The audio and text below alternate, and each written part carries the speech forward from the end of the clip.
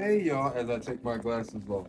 My name is Gregory Clark, Senior, and I am a mental health advocate and a money mindset coach. And I'm Cheryl Clark, your psychotherapist and a communication coach. And for this Finance Friday, we want to do a little different. We want to give you 3 tips today that are going to help augment not only for this Christmas season that you should be aware of, but things that you can bring into the next calendar year, which happens to be 2023. And that first tip is about creating an emergency. Why is that important?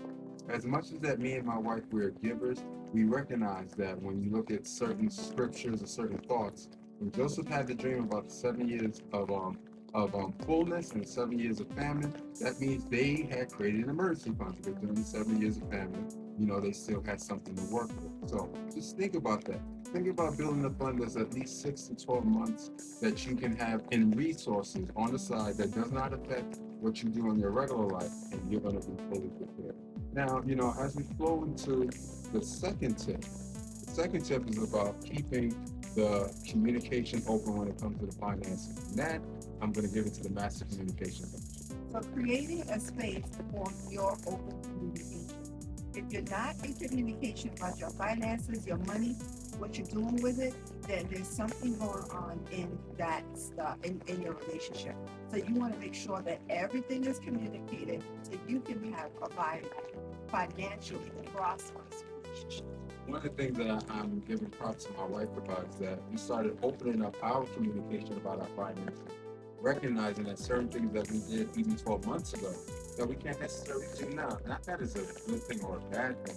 It's just you're working with the circumstances, or as we stated earlier in part of the other thoughts, the variables of life. So now that we're dealing with this variable of life, now we'll augment, we're going to be in communication. Now we're moving in more of one accord because now we're not assuming or creating thoughts that, oh, this is just going to be the same. It's not going to be the same.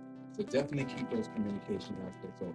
And the third tip is simply, as we were building upon the communication, sometimes you got to not augment, but you have to create new income streams. You got to create those areas where maybe you may get that part-time job. I remember there was one time early on in our relationship where my wife and her mother, they both worked a part-time job during the Christmas season.